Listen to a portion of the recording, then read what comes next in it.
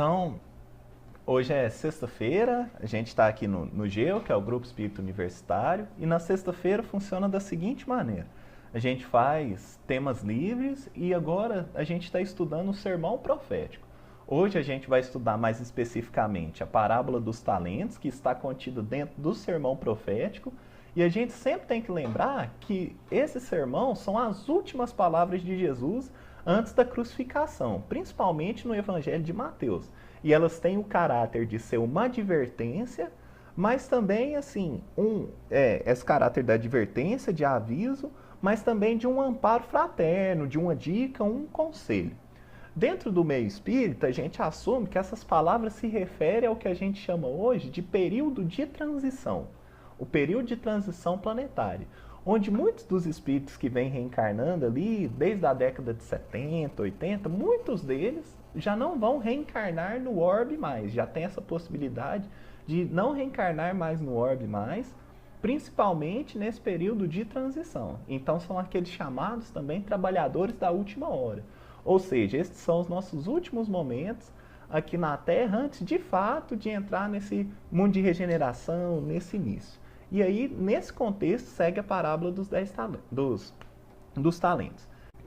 Antes de começar, então, a leitura da parábola, vale a gente salientar o que é, então, um talento. Muita gente pensa que talento é moeda, mas, na verdade, o talento é uma medida de peso, que tem origem mais na Babilônia. E lá na Babilônia, a gente tinha dois tipos de talentos, ou então quicos, que era chamado. E aí a gente tem o pequeno talento, que se remete a 30 quilos, e o grande talento, que remete então a 60 quilos. No contexto de Jesus, o mais comum era então o pequeno talento, que eram 30 quilos. E a gente tem esse tipo de medida até hoje, que são algumas medidas que medem, por exemplo, metais, que é fora daquela escala do peso em si. Então, era uma medida para determinar o metal precioso. Ela era em forma de uma roda, mais ou menos. Então, sem mais delongas, vamos ler para a gente começar, então, essa interpretação, a esmiuçar essa lição. Ela vem depois, então, da parábola das 10 virgens, que é uma parábola também que fala da vigilância. Vem depois da parábola do servo vigilante também, que é exatamente esse tempo de transição, do vigiar e orar. Antes também fala da questão das aflições, né, das conturbações, fala dos falsos profetas. Tudo isso está no sermão profético. E é exatamente por isso que Mateus, que é no Evangelho de Mateus que a gente está seguindo, foi inspirado a colocar a parábola dos talentos logo após a parábola das 10 virgens. Porque essas parábolas não foi uma atrás da outra. Jesus fala a parábola das 10 virgens, depois a parábola dos talentos, dessa forma não foi assim.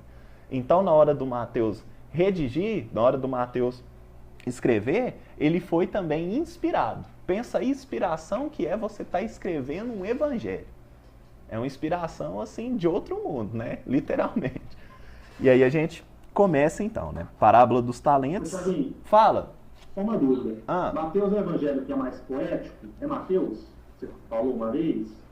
Então, o evangelho mais poético é o de João, na verdade. É porque o evangelho... Isso. O evangelho de Mateus, na época lá, não tinha nem esse nome. Então, lá no livro Paulo e Estevão, eles vão nos dizer que o evangelho de Mateus, na verdade, chamava as escrituras dos ditos do mestre, ou os ditos de Cristo, as palavras de Cristo. Tanto é que, se a gente observar na pura literatura mesmo dos evangelhos, o de Mateus é o que tem menos essa questão, assim, sequenciada, vamos dizer assim. Em alguns outros evangelhos, você pode ver que não está nem na mesma sequência do de Mateus. Tem algumas parábolas que não se seguem na mesma ordem, alguns acontecimentos. Mas é porque o Mateus, ele ficou mais atento em registrar o que Jesus disse. Foi isso que ele ficou mais atento. O evangelho de Marcos é o da ação, o de João é o mais do poético, o de Mateus é mais dos ditos do Senhor, e aí o de Lucas são as memórias compiladas por Paulo e Maria.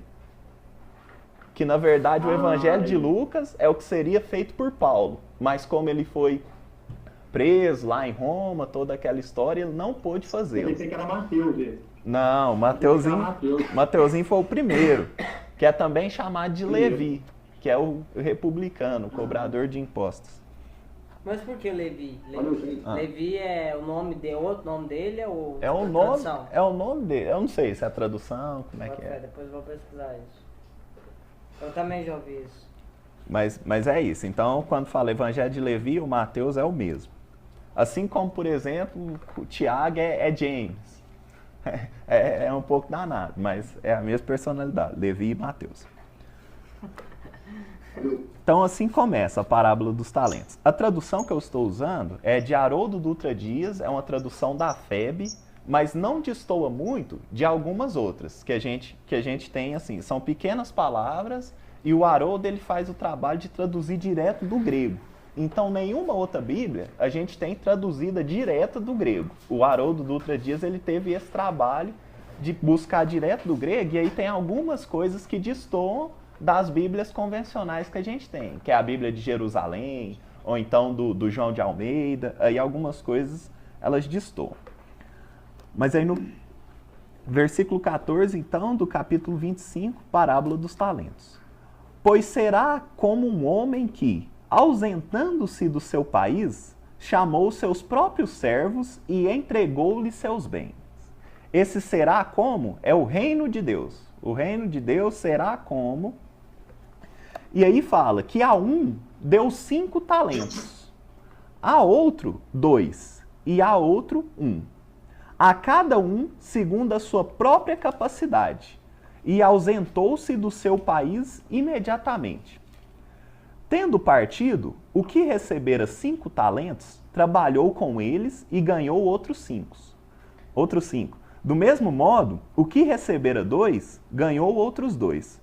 Porém, o que recebera 1, saiu, cavou na terra e escondeu a prata do seu senhor. Muito tempo depois, vem o senhor daqueles servos e ajusta contas com eles. Aproximando-se o que recebera 5 talentos, trouxe-lhes outros 5, dizendo: Senhor, 5 talentos me entregastes. Vê, ganhei outros 5. Diz-lhe o senhor: servo bom e fiel, foste fiel sobre pouco, sobre muito te constituirei. Entra na alegria do teu senhor. Aproximando-se também o que recebera 2 talentos, disse o seu senhor: excelente, servo bom e fiel, foste fiel sobre pouco, sobre muito te constituirei. Entra na alegria do teu senhor. Mas, aproximando-se também o que tinha recebido 1 talento, disse: Senhor, soube que és um homem duro, que ceifas onde não semeastes, e que recolhes onde não espalhastes. Temendo, fui e escondi o teu talento na terra. Vê, tens o que é teu. Em resposta, o Senhor lhe disse: servo mau e preguiçoso.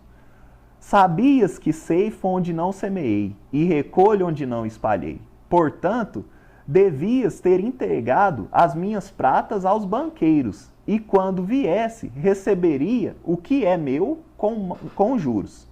Tirai, portanto, dele o talento, e dai ao que tem 10 talentos. Pois todo aquele que tem será dado, e terá em abundância. Mas aquele que não tem, até o que tem lhe será tirado. Lançai o servo inútil na treva exterior. Ali haverá pranto e ranger de dentes.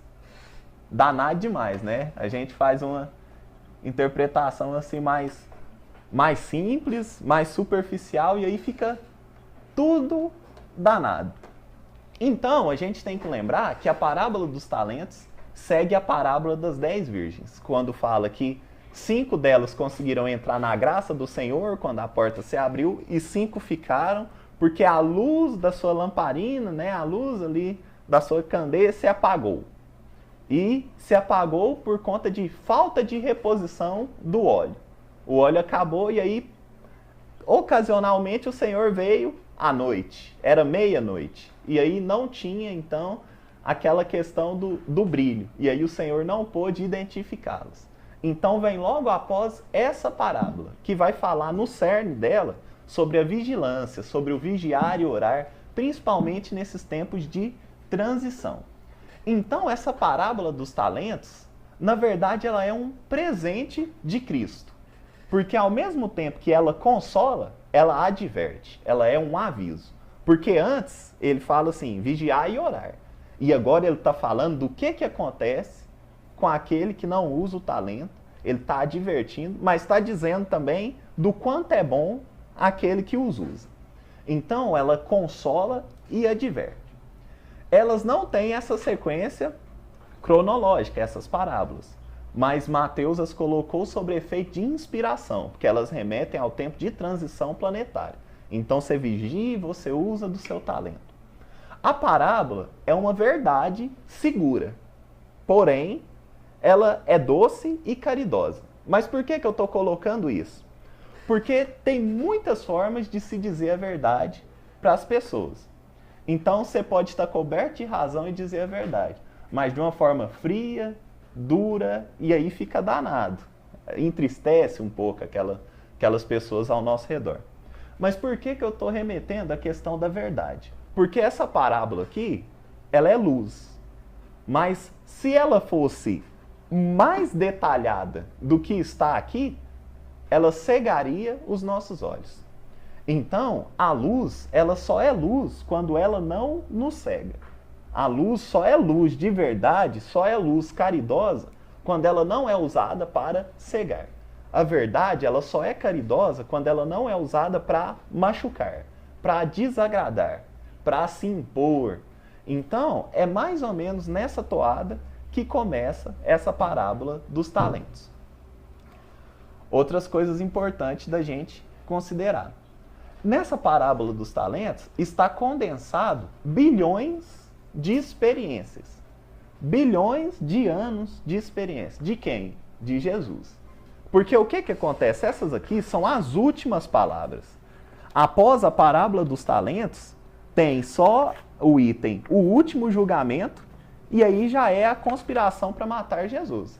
Então, foi um dos últimos ditos dele. Então, ele já estava compilando ali bilhões e bilhões de anos de ensinamento. Mas por que eu digo isso? No livro A Caminho da Luz, diz que os Cristos, desde muito antes da Terra ser constituída, eles se reúnem e direcionam o que vai acontecer com cada orbe, como vai ser constituído, e planejam. Então, antes da Terra existir, Jesus já era o Cristo planetário. Então, até, por exemplo, vir o primeiro homenzinho na Terra, foi 4 bilhões de anos. E Cristo já estava coordenando tudo. Então, nessa vinda dele à Terra, ele faz um esforço enorme para condensar esse conhecimento, para simplificá-lo e deixar explícitos nessas parábolas, principalmente nessa parábola do talento. É importante esse voo por cima para a gente analisar com a maior segurança. Então, vamos continuar. Jesus, ele tem algo que muda a história da humanidade. Que é, o Harold, ele gosta desse termo, que é a caneta que escolhe quem vai nascer. Parece pouco, mas é uma pessoa só, em alguma religião, em alguma região, em alguma situação, que muda todo um contexto social. Por exemplo, quantos Gandhi precisou na Índia? 1. Não foi 2, não foi 3, foi 1. Quantos Nelson Mandela precisou? 1. Quantos Chico Xavier precisou? 1. E tem muita gente que ainda estranha hoje, por exemplo, Minas Gerais ser o estado com mais espíritas, principalmente na região do Triângulo Mineiro. E isso se dá muito por conta de Chico Xavier, que fundou diversas casas, estimulou diversos institutos. Então, Jesus, ele tem essa escolha de ponderar quem deve reencarnar e quem não deve. Mas por que eu estou dizendo isso logo na parábola dos talentos? Porque fala assim, ó, o reino de Deus será como um homem que, ausentando do seu país, chamou os próprios servos e entregou-lhes seus bens. Então, quando Jesus desencarnou, querendo ou não, ele deliberou funções. Algumas já estavam deliberadas, mas ele continuou deliberando, porque isso é governar. Então, ele se ausenta do seu país, vamos dizer assim, ele se ausenta materialmente e deixa um pouco conosco a tarefa do desenvolvimento material, do desenvolvimento aqui do orbe. Então, ele seleciona e distribui talentos. Mas a gente sabe que muitos dos missionários que a gente já teve, ou que eram para ser missionários, faliram. E são poucos aqueles que conseguem ter êxito nas suas provas, nas suas missões, enfim, naquilo que você sabe no seu interior que você deve fazer nessa vida.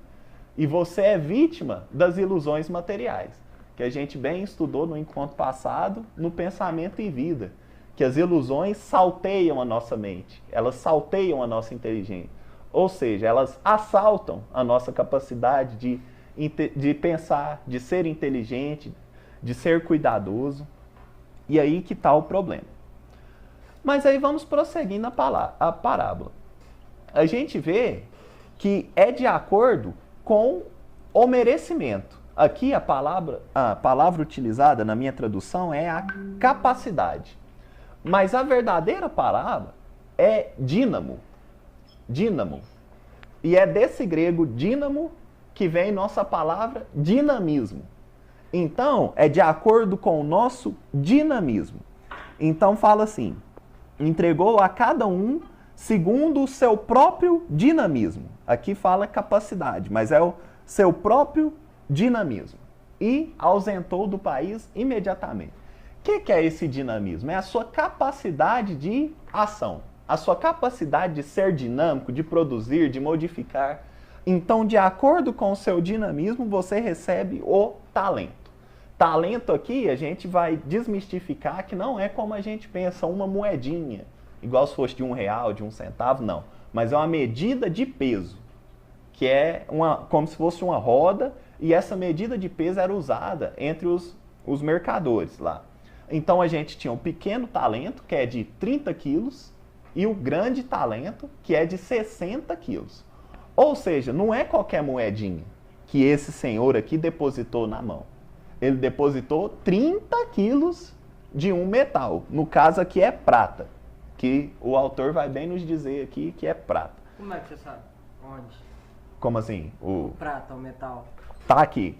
Tá aqui. Então aí? Que fala aqui, ó. Aí, que recebera 5 talentos, trabalhou, ganhou outros 5. É aqui. Outros Certo. 2, 1, a cada um segundo seu próprio talento, ausentou-se imediatamente. Cadê? Tá. Outros 2. Aqui, ó. Prata. A prata, não, mas Porém, o que recebera um, saiu e cravou na terra e escondeu a prata do seu senhor. Mas calma. Prata nesse sentido não pode ser, tipo, pelo sentido do dinheiro? Não, porque é danado. É porque na maioria tá moedas. Mas aí a gente tem que relembrar que é uma palavrinha que é a chave, que chama... Aqui, na Babilônia, tínhamos 2 tipos de talento, ou kiklos. Kiklos. Tá. Aí quando a gente joga esse kiklos, dá pra gente entender. É termos de palavras. Tem lá a parábola dos talentos também, do Haroldinho, o videozinho, que aí explica melhor sobre isso, que ele entra mais a fundo. Que aqui a gente tá fazendo um voo mais superior. Tá, então calma. Tinha 2 tipos de talentos. Um que era 15, um talento 15 quilos, que é o talento Um talento menor, 30 quilos, o pequeno, e o grande 60 tá. quilos. Mas então é prata, é o equivalente a prata. Não, é porque é uma medida de peso. Ela podia ser utilizada para ouro, para prata, para cobre. Nessa situação foi prata. Nessa Tá. situação específica. Ok, entendi. Mas é por isso. Eu tava dizendo... Aqui na minha Bíblia, tá assim, ó, cavou a terra e escondeu o dinheiro do Senhor. Sim, mas é por conta dos erros de tradução mesmo. Ah, aqui ó, aqui ó. Mesmo. Eu vou até gripar aqui. Valeu. Aqui no Haroldão tá falando o seguinte: porém o que o recebera um saiu, cavou na terra e escondeu a prata do seu senhor. Aí tá uma referência aqui, aí tá lá. Referência ao denário, que era confeccionado com prata, o metal prata. Sim. Porque em português, em francês, argent quer dizer prata e dinheiro. Em francês a mesma palavra, para prata e dinheiro. Em português tem a pratinha, né? Tipo, pega aquelas pratinhas lá que é dinheiro, né? O dinheiro não é de prata. Mas aqui tá falando prata ou metal, porque em referência ao denário, que era confeccionado com prata. Sim. Então, sucesso. Entendi agora. E aqui é interessante para a gente ver a progressão que se dá. Então, olha o tanto que é engraçado. Ganha 30. Que é o 30 quilos, né, de prata. O outro já ganha 60, que é 2. E o outro, então, vamos fazer nas contas. O outro vai ganhar 5. Ou seja, tem um negócio danado, né? 150. Então, ganha 30, ganha 60 e o outro já 150? Como que funciona essa progressão? Mas é exatamente aqui que está a chave da parábola. Porque não é um negócio linear.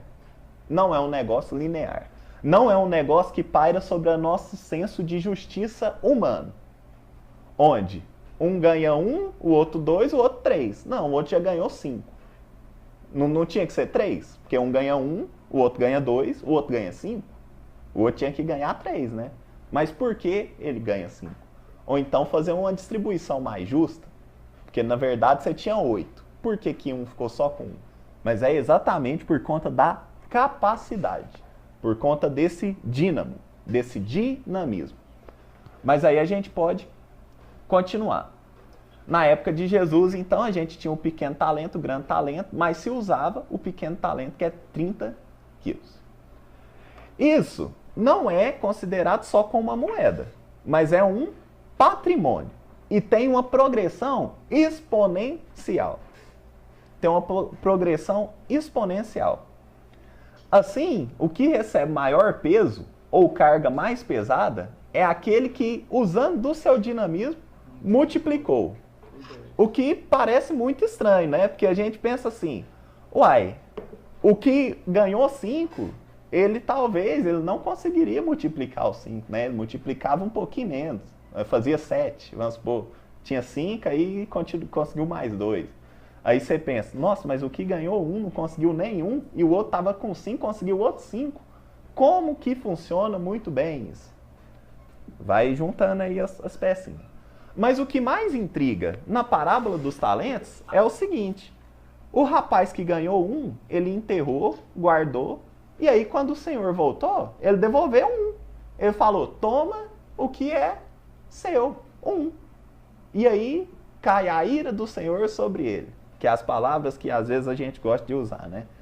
Mas que negócio injusto. Porque como assim? Você me deu 1, eu tô te dando 1. E aí o Senhor ficou bravo, fala que ele vai ser levado para a treva exterior, onde haverá o pranto e o ranger de dentes. A gente não entende nada. Fica assim um pouco difícil. Porque você fala, foi justo. Você ganhou 1, agora você vai devolver 1. Mas não é assim que funciona na lei de Deus. Mas como toda interpretação que a gente tem para fazer da Bíblia, até mesmo na época dos doutores da lei, você só fundamenta um questionamento quando você tem por base em um outro livro da Bíblia fazendo essa contraposição. Aí, para nos ajudar, a gente vai, então, lá no Sermão da Montanha. Um outro livro, não, desculpe, uma outra passagem. A gente vai lá no Sermão da Montanha, então, que Jesus ele vai nos dizer uma coisa muito bonita que vai nos explicar muito bem dessa parábola dos talentos. Que vai estar lá no Sermão da Montanha, capítulo 5, versículo 20, que é o item a lei, a justiça e o reino. E aí diz o seguinte, por isso vos digo que... peraí, é nóis. No capítulo 5, versículo 20? Isso. Valeu, é nóis. E aí fala, por isso vos digo que, se a vossa justiça não exceder a dos escribas e dos fariseus, de modo nenhum entrarás no reino dos céus. Então essas são as palavras de Jesus. Se a nossa justiça não exceder a dos escribas e dos fariseus, nós não entraremos no reino dos céus. Escribas e os fariseus eram também considerados autoridades da época, né? Então ele fala assim, a sua justiça tem que ser superior à das autoridades. Se a gente fosse contextualizar hoje, a sua justiça interior tem que ser maior do que o Supremo Tribunal Federal. Tem que ser maior. No sentido que o amor, e é aí que é o negócio, o amor não é retribuição. O amor é multiplicação. E aí muda tudo. Você não retribui amor, nunca. Se você retribuir, você é um servo inútil, digno de ser jogado no exterior e haverá pranto e ranger de dentro. Você não retribui amor. Você multiplica amor. Ou seja, por que que o Senhor então fica bravo? Porque aquele não é com um que você paga. Você está devedor quando você ganha e você não multiplica. Você é devedor. Então, ele estava em dívida com o Senhor. Por isso que o Senhor fica bravo. Mas tem outra parte muito interessante também. Porque o que acontece? A gente tem então os que deu certo, os que multiplicaram. Aí um ganhou 2, o outro ganha 5. O que ganhou 2 fez mais 2, o que ganhou 5 fez mais 5. Esse senhor podia falar o seguinte: beleza, você fez 5, então eu vou te recompensar, vou te dar 15. Seria muito bom, né? Ou então você fez 2, vou te recompensar, vou te dar 8. E aí nós tá tranquilo, porque você cuidou, multiplicou, eu ainda tô te pagando a mais. Maravilhoso. Mas Deus ainda vai além. Porque você não vira servo, você não vira um assistente, um colaborador, um empregado. Você vira sócio. Hã? Como assim sócio? Que é no pagamento. Olha o que ele vai dizer. Fala assim: vê, ganhei outros 5. Está lá no capítulo 25, versículo 21. Diz-lhe o seu senhor: servo bom e fiel. Foste fiel no pouco, sobre muito te constituirei. Entra na alegria do teu senhor. Então não fala assim: beleza, você foi confiável, você multiplicou o talento, vou te dar outros tantos. Não. Você provou da sua confiança. Vou te permitir entrar na glória do Senhor. Você terá também, então, você terá uma parte da herança. Você será um sócio. Então muda tudo. Sempre nessa tendência de multiplicar. Sempre nessa tendência de multiplicar. Porque o amor não é retribuição, é multiplicação. Cara, aqui na Bíblia da Renata tem um bagulho muito doido. Ó, lê aí pra nós. Um talento correspondia a cerca de 35 quilos de prata pura, o equivalente a 6.000 denários. O denário, como já vimos, era uma moeda de prata e valia um dia de trabalho de um soldado romano. Deus concede aos cristãos fé e capacidades espirituais para, em primeiro lugar, compreenderem a pessoa e a obra do seu Filho Jesus, e em seguida para servir ao reino. Aí fala das... Mas muito doido, cara. Aí, ó, que lindo. Então, não pensemos novamente que é uma moedinha, mas é uma medida de peso. Então, aqui, na fonte que eu tinha estava 30 quilos, nessa aqui está 35, mas enfim, é para a gente tirar de que esse senhor cedeu apenas uma moedinha. Não, ele cedeu uma grande quantidade em prata. Então, o que isso quer dizer também? Investiu recurso no servo. Investiu recurso no servo. Porque tem um detalhe. Ninguém aqui detém nada. Ninguém aqui é credor de nada. Muito pelo contrário. Nós estamos todos num regime de empréstimo. Nós estamos todos num regime de empréstimo. E se você estiver muito confiante, vamos supor que o seu talento, aquilo que foi investido em você, é um recurso de fala. Amanhã você pega uma gripe, acabou. Acabou. Não é muito grande, não. É coisa simples. Vamos supor que você, então, você trabalha com o seu corpo. Você trabalha com o seu corpo, você trabalha com as suas mãos, com os seus pés. É um acidente de bicicleta. Ou melhor, você escorrega no chão do seu banheiro, bate a cabeça no vaso. Fica paraplégico. É uma coisa simples. É uma coisa simples. Ou seja, a gente tem que ter consciência que o recurso não é nosso. Está disponível a nós. E aí, para ficar ainda melhor, a gente tem um livro que o Emmanuel vai comentar exatamente do que seria esse talento. Que está lá na revista Reformador, de junho de 1964. Está na página 146. Que ele vai comentar o seguinte versículo, que está lá em Mateus capítulo 42, no próprio Sermão do Monte, né? Que fala assim: dá ao que te pede e não dês as costas ao que deseja tomar-te um empréstimo.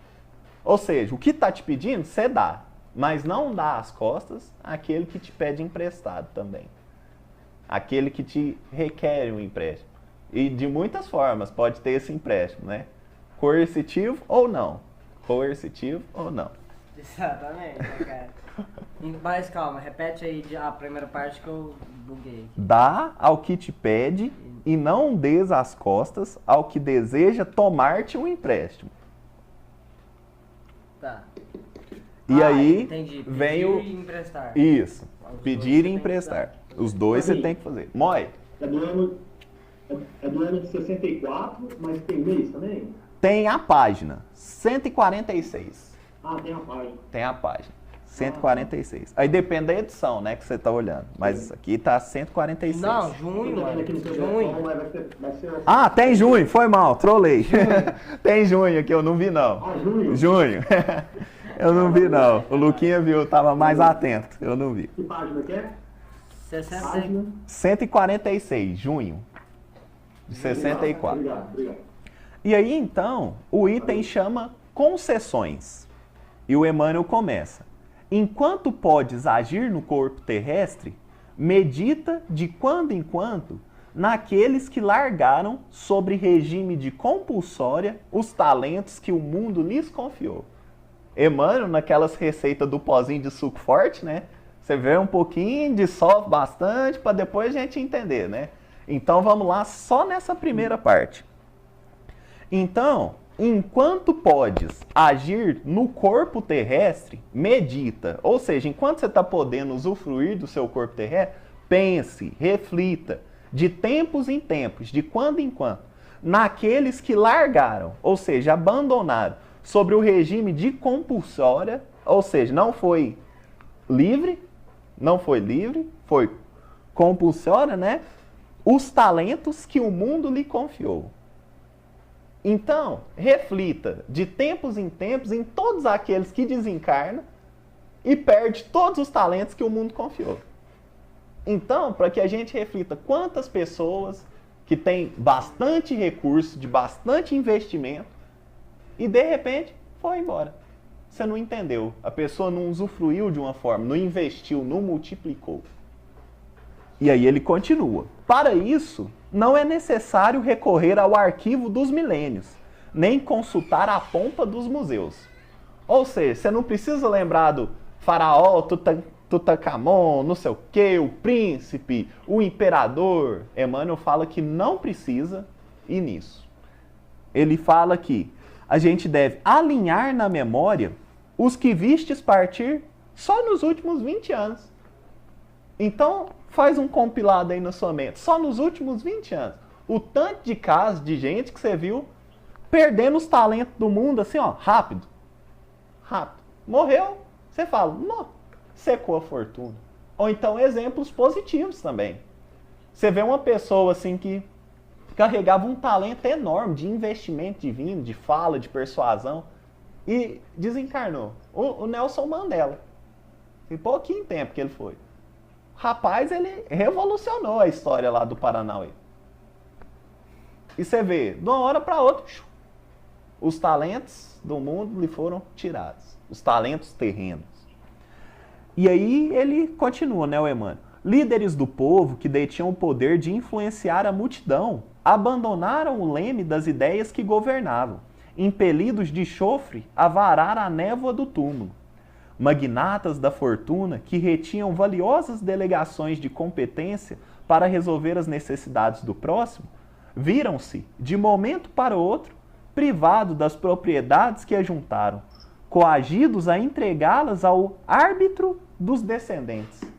Ou seja, as pessoas importantíssimas que tinham muito recurso, muito investimento nelas, viu-se obrigada a deixar para os descendentes.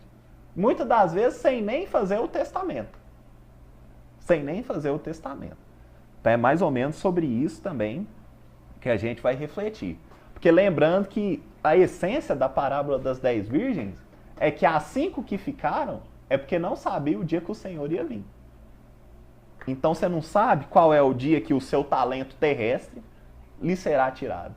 Ah, eu sou um homem muito importante, o mais vigiado do mundo. Vamos supor, eu sou o presidente dos Estados Unidos, o mais vigiado do mundo. Tem segurança por todas as partes, minha segurança é essencial. Você toma um suco de laranja que não está o melhor. Você tem que cancelar uma reunião. Te deu uma disenteria. Isso é o que tem mais segurança do mundo inteiro.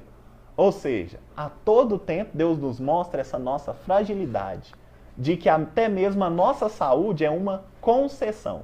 Ela não nos pertence. Então é mais ou menos sobre isso que a gente tem que ter claro.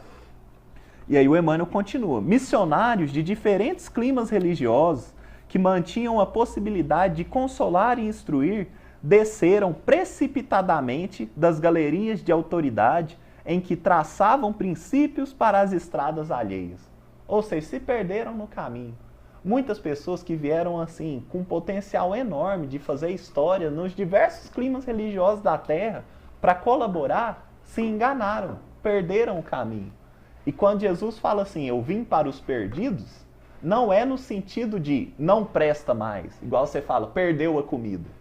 Não é no sentido de não presta mais, mas perdido no sentido de você estar num lugar onde você não sabe o caminho. Então é esse perdido que Jesus veio buscar. Muda tudo. Muda tudo. Porque muitas das vezes você fala assim, fulano está perdido. Como se você fosse deixar de mão. Como se não presta, não tem como investir, não tem o que fazer. Mas quando você fala assim, fulano perdeu o caminho. É o mesmo perdido. O primeiro impulso é, alguém tem que instruí-lo. Alguém tem que falar qual é o caminho, então, para ele. Então, muda tudo. Muda tudo. Numa interpretação de palavra.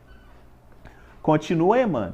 Criadores do pensamento, que sustinham a prerrogativa de impressionar pessoas através do verbo falado ou escrito, tiveram de súbito a palavra caçada pela desencarnação ou pela afasia. Muitas vezes no exato momento em que mais desejavam comandar a oratória ou o cérebro lúcido. Então a pessoa no auge, assim, ela fala agora, defesa de doutorado. Pum! Deu ruim. Deu ruim. Deu ruim. Então, para que a gente tenha isso claro, essas coisas claras em nós. Pensa neles, os beneficiários das concessões divinas que te precederam na morte e faze hoje algo melhor que ontem, nos domínios do bem, para que o bem te favoreça.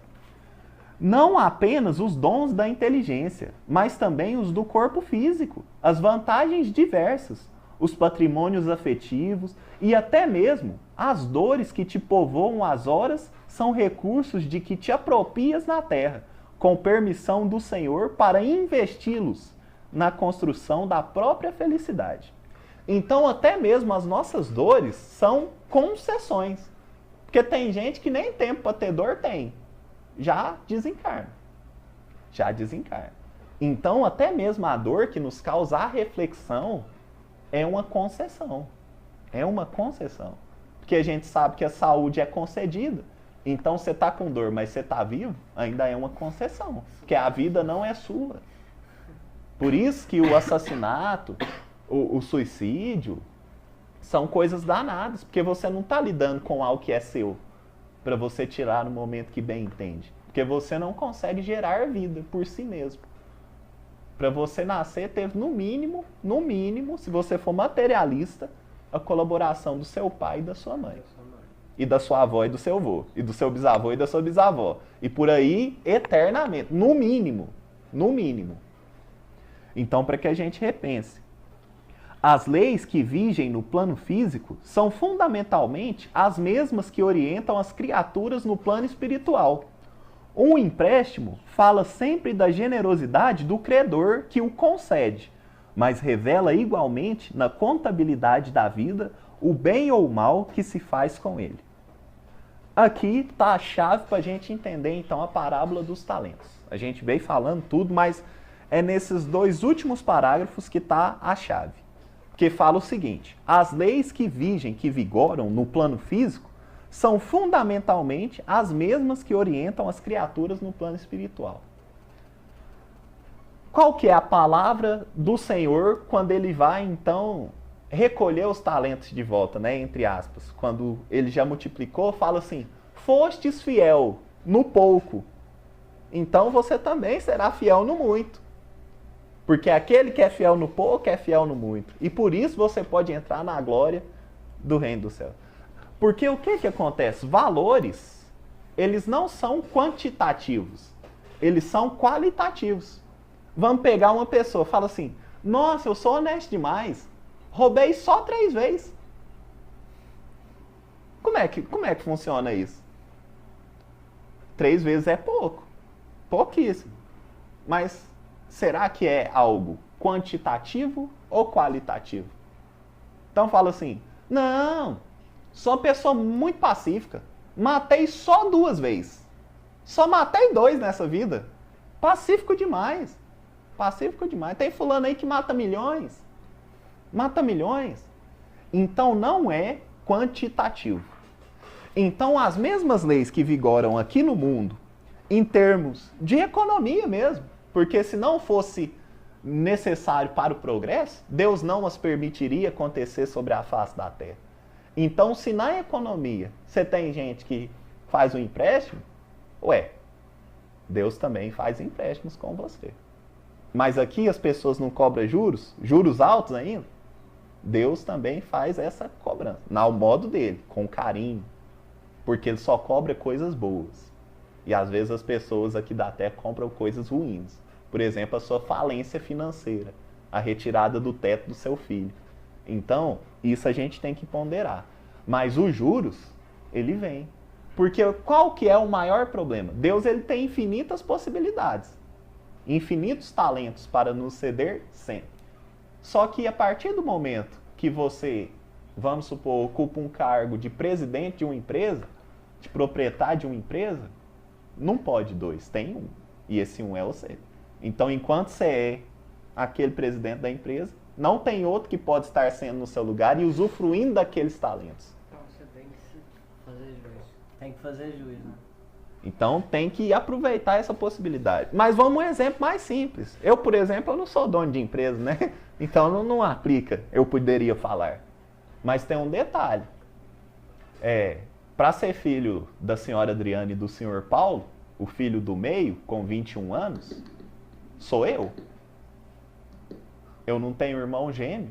Então, para me ser filho da Adriana e do Paulo, eu estou ocupando um lugar. Eu estou ocupando um lugar que poderia ser de outro espírito. E por ocupar esse lugar, vem com diversos talentos inseridos ali, que são atribuídos a mim. Como, por exemplo, os genes concedidos pelo meu pai e pela minha mãe, que me fazem ter o corpo que eu tenho hoje, que tanto me é útil para fazer algumas coisas. Isso foi concedido, porque eu não os tinha.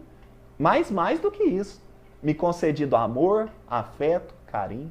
O que será que eu estou fazendo com esse talento, esse investimento em mim? Que às vezes a gente não precisa ir longe. Às vezes tem pessoas que não acreditam em Deus.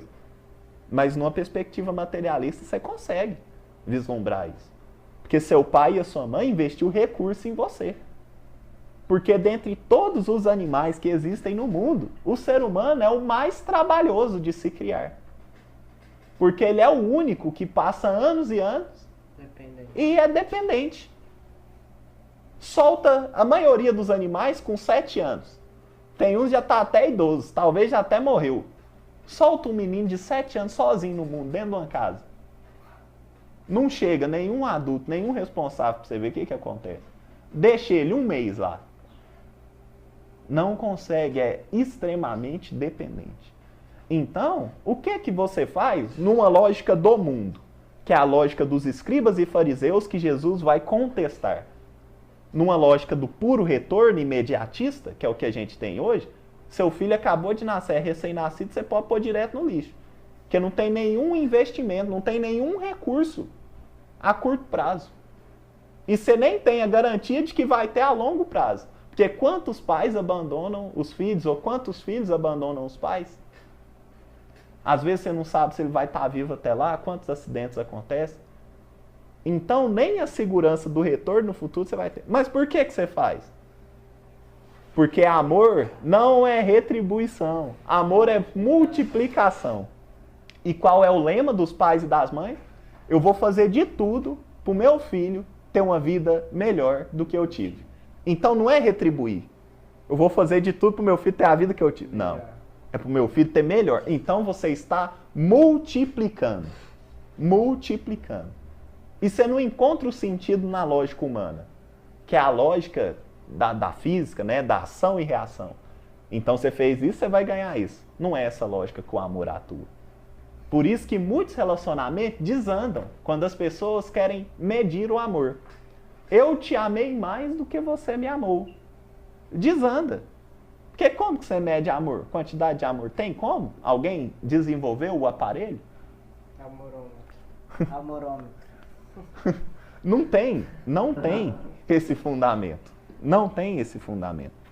Então, quando o Emmanuel vai nos alertar para esse comentário aqui, que para que a gente dê àqueles que nos pedem, mas também dê para aqueles que nos pedem um empréstimo, né?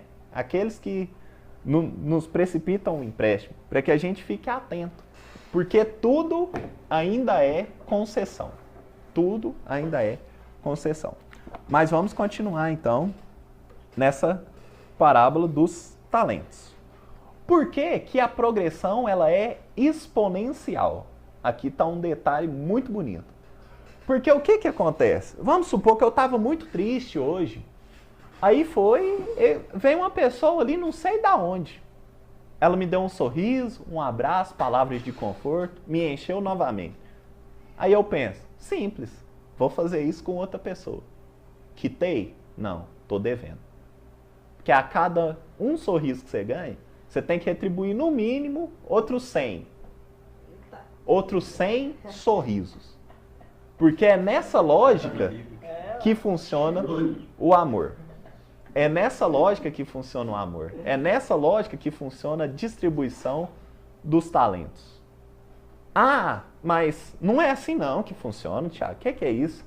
Mas é por isso que está lá em Pedro, que Jesus diz o seguinte, o amor cobre a multidão de pecados. Mas é por quê? Porque ele multiplica, não é correspondente. Porque se o amor fosse correspondente, não cobria a multidão de pecados, porque não tem lógica. Não tem lógica. Mas como ele multiplica, aí tem lógica.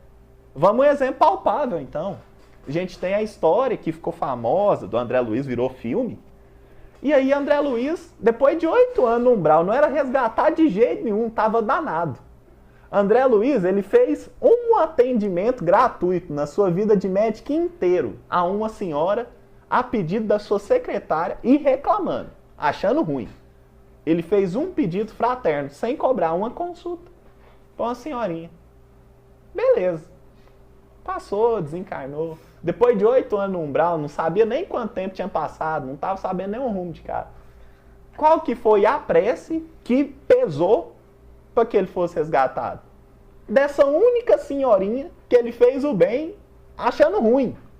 Achando ruim. E cobriu a extensão. Cobriu a multidão de pecados, a multidão de equívocos dele. Tem uma outra história também. Conta-se que um rapaz ele estava numa zona de auxílio, né? No Instituto de Auxílio do Plano Espiritual. E aí ele estava deitado numa maca. E nesse lugar, nessa sala que ele estava, o céu ele se tornava estrelado de acordo com quantas as pessoas tinham feito prece para você, com quantas preces tinham em seu nome. Aí aparecia uma estrelinha no céu. Aí o que acontecia? No céu, naquela sala, né? E aí tinha esse rapaz lá e ele viu uma estrelinha. E ele ficou assim um pouco, ele ainda estava meio despertando, ficou assim um pouco confuso, né? Que ele era um rapaz assim, pouco mal criado, vamos dizer assim, na última existência, fazia algumas coisas indevidas. E aí ele pergunta para a enfermeira, mas como assim? Que estrelinha que é essa? Que coisa boa que eu fiz? Que é isso? E aí a enfermeira vai explicar para ele. Lembra quando você era pequeno, que você ia na padaria para sua mãe? Aí ele, nossa, ele fez um esforço assim, relembrou lá nas catacumbas da memória dele. e relembrou de quando ele ia na padaria para sua mãe. Tinha uma moça lá, que era a recepcionista lá da padaria, né? Que era atendente. E aí, toda vez antes de você pedir pão, você falava bom dia. E ela ficou impressionada a primeira vez que você falou isso, porque ninguém falava bom dia. Todo mundo chegava e já falava, eu quero isso, isso e isso. E você falava, bom dia, me dê tantos pães. Onde que livro é esse? Não lembro, mano. Narra numa palestrinha. Narra numa palestrinha. Então, a gente não sabe o efeito das nossas boas ações, até onde chega. Você não tem ideia. Você não tem ideia. Mas da mesma forma que funciona para coisas boas, às vezes funciona para as coisas ruins. Mas em menor escala, mas funciona. Então, tem alguns desajustes que a gente causa nas vidas alheias, que a gente não tem ideia de até onde chega. Até onde chega. Então, é um entristecimento que você causa em alguma pessoa, é uma desavença que você não resolve o mais rápido possível, você não tem ideia da onde chega. Às vezes, você não é o causador principal ali, mas às vezes é uma palavra sua que desconforta uma pessoa, que é a gota d'água para ela cometer um suicídio. Assassinar alguém, pedir demissão do emprego, brigar com uma pessoa. É uma pessoa que vem assim, pelejando, já faz anos. Aí você vira e fala assim, mas eu não deixava. Se fosse eu já tinha resolvido essa situação. Aí ela, tem razão. É a gotinha que falta, é o filetinho ali, último, para a pessoa fazer uma bobagem. Então, isso que Jesus vai nos dizer na parábola dos talentos. Que a gente, muitas das vezes, não sabe o valor dos recursos investidos em nós. Dos recursos investidos em nós. Porque para você estar vivo hoje, pelo menos uma pessoa tem que ter abdicado de viver a sua vida para investir em você. Um segundo que seja. E você não pode falar que essa tarefa não foi eficaz, porque você está vivo. Então, foi eficaz, sim. Se foi bom, se foi ruim, se foi mais, se foi menos, não é isso que a gente pondera. Mas foi eficaz. Porque eu estou vivo, então alguém, em algum momento, foi e colaborou com a minha existência. Só um pause, mano. Pode Como moer. é que nós vamos deixar lá no centrão? O quê? O pão. Pode chegar lá, acho que a Mari tá lá. Você não tem a chave, não? Não. Eu te dou o controle. Mas e aí, como é que... O quê? E como é que eu vou te devolver depois? Porque eu tenho que voltar em casa ainda. Danado. Mas eu acho que alguém vai estar lá, não? Vai, senão eu taco. Mas você pode ir levar o pão pra casa, dá? Não, porque eu tô de bicicleta. Aí como é que você vai buscar? Não, de bicicleta, só que é ruim, tipo assim... Você vai buscar de bicicleta? Vai. Não, relaxa. Não. Nós vai funfar esse negócio. Vai dar certo, nós vai de moto. Vai dar certo. Quando, mano? Agora a mesa, tá ali, ó. Tá acabando, nós. Então Chinelo. tem que começar 25, mano. Sucesso. 15 para os negócios lá, nós chega. Então o que acontece? Aqui nessa parábola dos talentos, tem um gato aqui nos visitando, esse tá miando, tá muito bonitinho. O que acontece? Quando fala que o Senhor diz, né, servo mau e preguiçoso, sabias que ceifo onde não semeei e recolho onde não espalhei, portanto devias ter entregado as minhas pratas aos banqueiros, e quando viesse receberia o que é meu, receberia o que é meu com juros. Tirai, portanto, dele o talento e dai ao que tem 10 talentos. Soa injusto, mas dentro dessa lógica, não soa mais injusto. Porque o que acontece? Por que fala, desce então aos banqueiros? Ou seja, se você não sabe usar o talento, se você vai enterrar o que lhe foi concedido, dá então para quem sabe fazer. Pede ajuda. Pede ajuda. Ou então, recusa mesmo, entrega. Fala assim, fulano, não sei não. Eu tô aqui gerenciando essa empresa, mas eu não sei. Eu tô aqui na presidência desse centro, eu tô aqui colaborando nesse instituto, nesse grupo, tô numa posição de liderança, mas eu não sei. Eu não sei, vou te entregar, porque você pode fazer eu multiplicar melhor do que eu. Mas para fazer isso é qualquer pessoa? Não. Você tem que ter um grau de humildade, assim, sublime, para você entregar os talentos que você sabe que você não está utilizando da melhor forma possível. Da melhor forma possível. Porque aqui, ó, ainda tem uma alternativa. Entregar-se para os banqueiros. Não é assim, já que você não sabe fazer, já é. Não. Então deposita para alguém. Nossa, eu sou uma pessoa, eu tenho uma fortuna enorme, mas eu não tenho jeito. Para caridade, para doar, não tem jeito. Ó, fulano, você pode ficar responsável por essa parte aqui dos meus bens? Que é a parte social? Oh, posso. Posso. Então, é mais ou menos nesse sentido. E isso aqui é um auxílio, mas é também uma advertência, porque são as últimas palavras do mestre. Ou seja, pois um homem está se ausentando do seu país. Ou seja, Jesus não está aqui mais fisicamente conosco. Não está mais fisicamente conosco. Ele sabia de tudo isso. Então ele delegou funções. Delegou funções. Cada um tem a sua. De acordo com a sua capacidade, com o seu dinamismo, com o que pode fazer. Que é o que fala que a cruz nunca é mais pesada do que você dá conta de carregar, né? Então cada um de acordo com a sua função. A minha é a do Lucas? Não. A do Lucas é a do Luiz? Não. Cada um de acordo com a sua capacidade. Só que tem um detalhe. Aquele que enterra é pior, às vezes, do que aquele que perde, entre aspas. Porque o enterrar é você nem se permitir o campo da possibilidade. Você nem tentou. Você guardou e ficou preguiçoso. Que é a palavra aqui que está sendo utilizada. Servo mal, mas não só mal. Preguiçoso. Porque não tentou. Antes de tentar, já estava com medo. Não vai dar certo, não vai. Não vou nem tentar. Fica.